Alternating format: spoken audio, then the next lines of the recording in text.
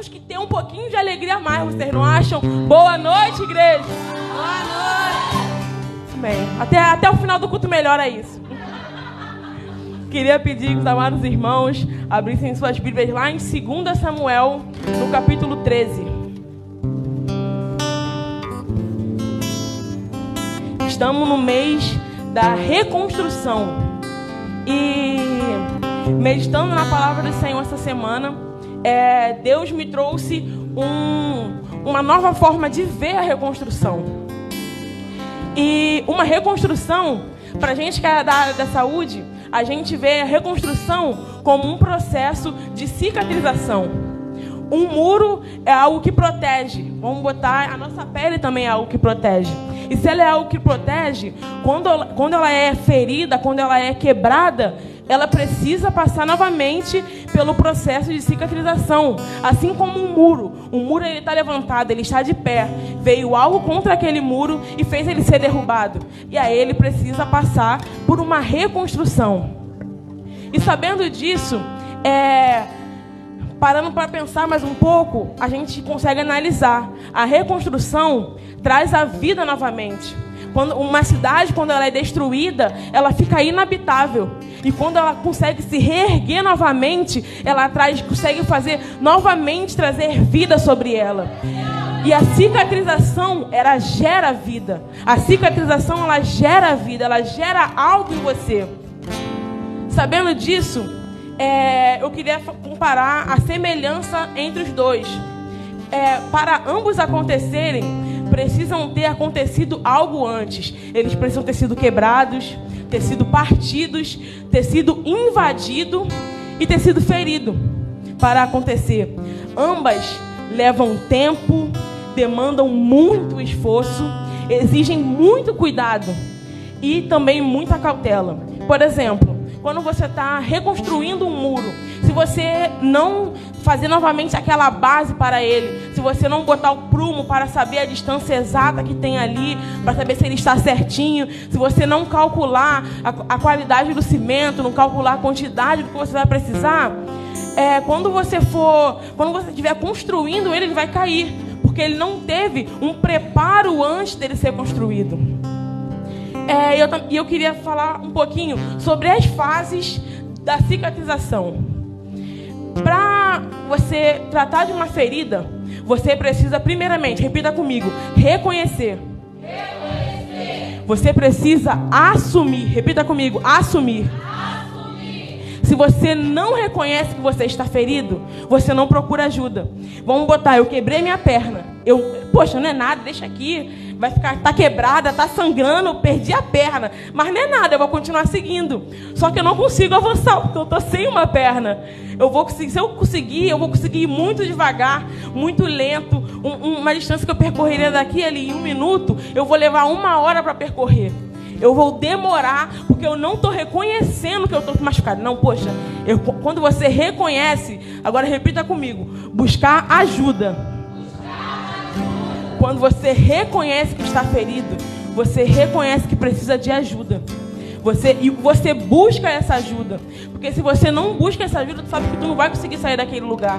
Você sabe que você não vai conseguir se movimentar novamente. Então é necessário uma ajuda, é necessário um remédio, talvez, ir a um hospital, uma atadura. É necessário você buscar ajuda. E depois que você busca ajuda, é necessário aceitar o processo. Repita comigo, aceitar o processo. E além de aceitá-lo, você precisa viver. Quando você, não basta só você, não, poxa, eu sei que eu preciso fazer isso, mas eu não vou fazer não, vou deixar pra lá. Eu sei que eu preciso tomar um remédio para melhorar, e eu não vou vou deixar isso pra lá, porque, quer saber, não é nada demais. E a gente acaba que a gente só piora aquela ferida. Uma coisa que era para ser sarada em 1 semana, ela leva meses, ela leva até anos para ser tratada, por causa que a gente não aceita o processo, por conta que a gente não decide viver o processo. E sabendo disso, eu buscando de Deus, Deus me levou lá para 2 Samuel no capítulo 13, que conta a história de Tamar. Quantos aqui já ouviram falar dessa história? Digam amém. Ih, quase ninguém, gente, meu Deus. Tamar, quem era Tamar? Tamar era filha de um rei, era filha do rei Davi. Tamar era filha de um grande rei. Davi foi um dos maiores reis de Israel, que é reverenciado até hoje. E Tamar, ela teve uma ferida. Tamar, ela passou por uma destruição. Tamar, ela teve os seus muros emocionais completamente destruídos. A história de Tamar, ela era filha do rei, e ela tinha vários irmãos. O rei era casado com várias mulheres, e um desses irmãos dela, chamado Amon, ele se encontrou apaixonado por ela. Mas ele se encontrou apaixonado por ela porque ela não era casada e ela era virgem. E aquilo despertou nele um desejo muito grande. Ele queria conquistar aquilo a qualquer custo, independente de qualquer coisa. E Amon, por si, ele criou uma emboscada para conseguir o que ele queria. Acompanha aí comigo em 2 Samuel 13, no versículo 5. E diz assim: Jonadab lhe disse: deite-te na tua cama, finge-te doente, e quando teu pai te vier visitar, peço-lhe que minha irmã Tamar venha e me dê de comer o pão e prepare comida diante dos meus olhos para que eu a veja e coma de sua mão. E assim fez Amon. Amon, como ele estava apaixonado, ele queria aquilo tanto para ele. Amon, ele começou a ficar doente. Ele começou a não aparecer mais nos lugares. E Davi, por sua vez, como um pai, ele ficou preocupado. Ele foi até Amon, conversar com Amon. E Amon falou: não, pai, deixa que a minha irmã venha aqui e me dê de comer. Deixa que a minha irmã venha aqui. E Tamar, por não saber o que estava acontecendo, Tamar foi. E ela teve, naquele momento, o pior dia da sua vida. Tamar passou pela pior situação que uma mulher, que um ser humano poderia passar. Tamar foi violentada. Tamar, ela teve uma ferida enorme causada dentro dela. Não só fisicamente, como também emocionalmente. Aí, acompanha comigo agora lá no versículo 11. No mesmo capítulo. E chegando-lhes para que comesse, pegou dela e disse, e ele lhe disse: venha, deita-te comigo, irmã minha. Porém ela lhe disse: não, irmão meu, não me force, porque não se faça assim em Israel. Não faças tal loucura, porque aonde iria eu com minha vergonha? E tu seria como um dos loucos de Israel. Agora, pois, peço-te que fales ao rei, porque não me negará a ti. Porém ele não quis ouvir a sua voz. Antes, sendo mais forte do que ela, a forçou e se deitou com ela. Tamar foi violentada. Tamar sofreu uma das maiores dores que um ser humano pode causar, pode sentir.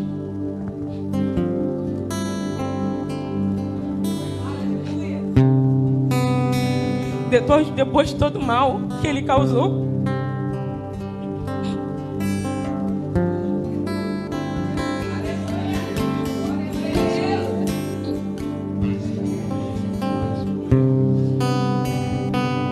depois de todo o mal que ele causou, ele a mandou embora como se ela não fosse nada.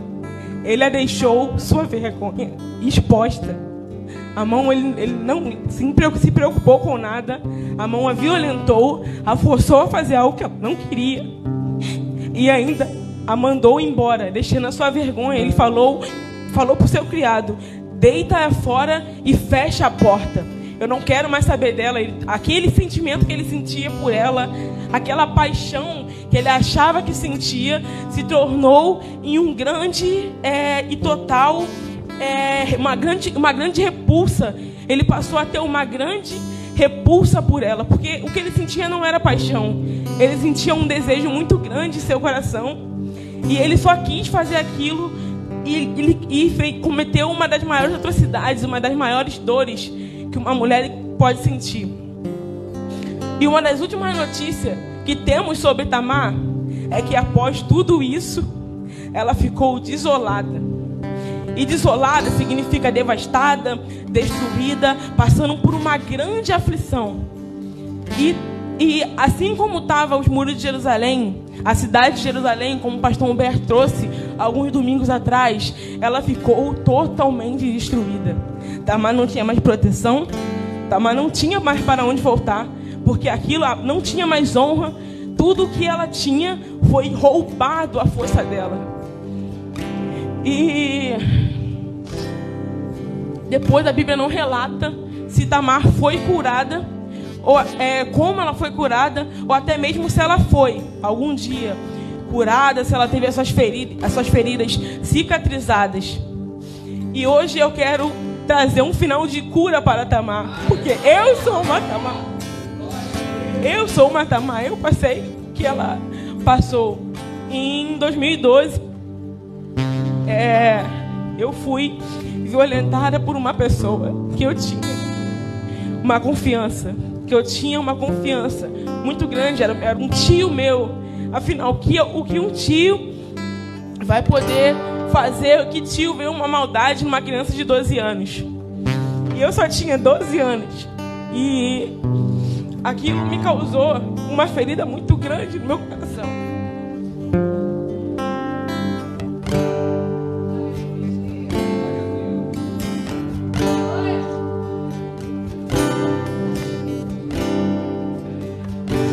E em 2012, eu com 12 anos, passei por uma grande ferida no meu coração. Uma grande ferida foi causada em mim. Eu fiquei com o meu emocional totalmente destruído. Eu fiquei quase 2 anos passando por isso, e semana após semana, um portão ia sendo queimado, um muro a mais ia sendo colocado abaixo, até que eu me vi completamente isolado, completamente sem saber para onde ir ou o que fazer, não conseguindo avançar. Eu nunca tive confiança nas pessoas que estavam à minha volta, porque se uma pessoa que eu confiava tanto, um tio meu, fez isso, o que as outras pessoas vão fazer quando souberem? O medo de um julgamento é tão grande, quando você passa por isso, que você não sabe para onde ir, você não sabe o que fazer, não sabe quem procurar. E foi necessário 5 anos eu passando por isso, eu tendo a minha Jerusalém completamente destruída, até quando eu finalmente consegui criar forças para falar. Até quando eu finalmente consegui criar forças para buscar ajuda, para gritar: ei, eu tô aqui, eu preciso ser salva, eu preciso ser curada. E aí eu conheci o caminho do Evangelho, e em 2017 Deus pôde começar uma grande obra em mim. Eu pude começar a viver o processo. Eu pude começar a assumir o que estava acontecendo no meu interior. Eu consegui olhar e ver tudo destruído por um mal que me fizeram. E mais ou menos em 2020 foi a época que eu consegui sanar e curar uma grande parte dessa ferida. Uma grande parte eu consegui conversar com os meus pais abertamente sobre isso, consegui conversar com as minhas irmãs abertamente sobre isso e falar: foi assim, ele fez assim, aconteceu isso, e ele me falou isso. Foi a época que eu finalmente consegui falar sobre isso. E ano passado foi quando eu tive naquele momento eu descobri que eu fui totalmente curada, quando eu consegui olhar de frente com a pessoa que me fez aquele mal todo. Quando eu consegui encarar aquela pessoa e falar: olha só, você não me deve nada, eu não te devo nada, porque eu quebro agora tudo que nos ligava. Eu quebro agora, nesse momento, tudo o que me ligava a você. E todo esse processo, gente, uma cicatrização, uma reconstrução leva tempo. Eu demorei quase 10 anos da minha vida para conseguir ser reconstruída, para conseguir ser cicatrizada. Eu não sei o processo que você está passando hoje. Eu não sei qual é a sua Jerusalém que está destruída. Eu não sei a ferida que causaram no seu coração. Mas eu quero te falar que existem pessoas doidas para te ajudar. Existem pessoas querendo te ajudar a colocar um tijolo de cada vez. Existem pessoas querendo estar contigo ali naquela obra. que existem pessoas querendo te dar remédio. Essa pessoa é Jesus, cara. Essa pessoa é Jesus. Ele quer ajudar a sarar a tua vida. Ele quer ajudar a sarar a tua ferida. Eu não sei o que você está aqui nesse momento, o que você está passando. Mas eu tenho uma certeza. Ele quer. Ele te quer. Ele quer te ajudar a construir. E dura o tempo que levar. E para finalizar, eu queria trazer uma dinâmica.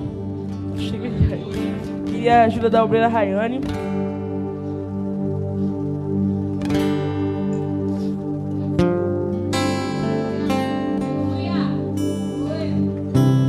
Um processo, ele leva tempo. Ele requer, às vezes, diversos antibióticos, diversos tratamentos, diversas coisas. E quando a gente decide tomar um remédio, às vezes ele pode ser muito amargo, às vezes ele pode doer muito.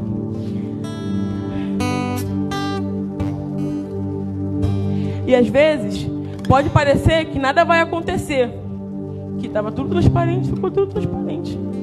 E aí você fica vendo, e aí você espera, decide esperar para ver o que vai acontecer, e você simplesmente às vezes abandona aquilo ali, por você achar que não vai dar certo, que nada vai acontecer.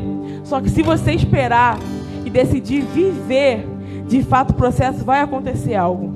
Se você esperar e decidir viver aquilo que Deus tem para você e passar pelo processo, vai acontecer algo.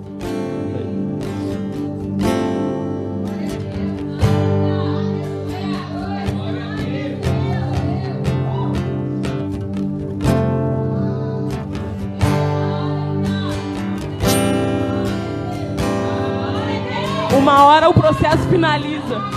Uma hora o processo acontece. Escolha viver esse processo. Agradeço a minha oportunidade.